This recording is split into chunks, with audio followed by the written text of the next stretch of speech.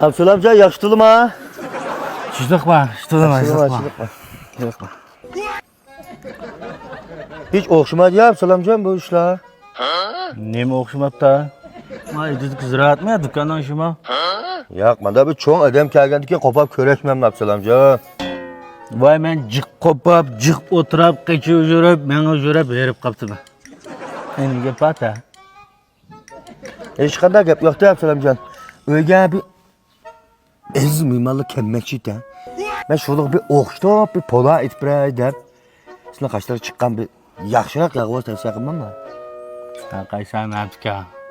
O sizning uyga mehmon kelamdi, kelmamdi. Men bilan ne munosabati bor? Biz men hech qitim bag'am mehmon bo'lib, qo'yig'idan pola aytib uzatgan sizlarmi? Otalı mağın meymanın gepini qilib, mayat qo'rqoq salmasan, o pola aytadigan adam bu yerga chiqib, yog' basalab deylar.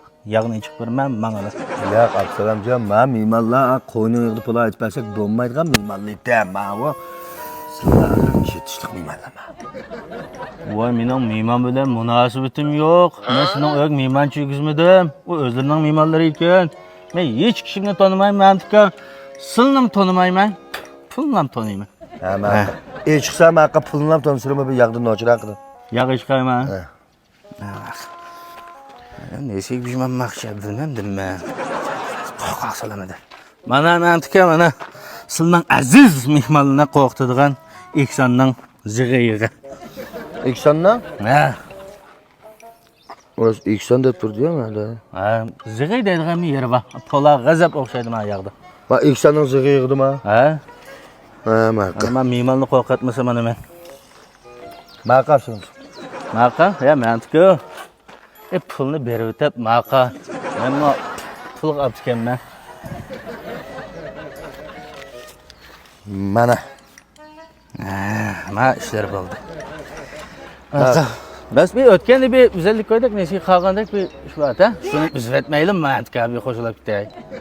Hozir mush Eksonning zig'iyini satdim deb men pulni ilib olmoqchiman. Ya bir ay bir munosabatni uzutla. Men do'kon mal olatam be. Xijillab qoldi kimni. Üzüldümü ya? Üzüldü. Bek üzültmesek bo'ladi ki o'g'ish qolgan ishim chiqib qoladimi Absalamjon? Ya, to'liq uzutla, to'g'ana qolib ketgan ish. Ma'qul. Maqa. Absalamjon. Ne deb gapni qiliblar, mehmoni gapni qilib nesi oladi.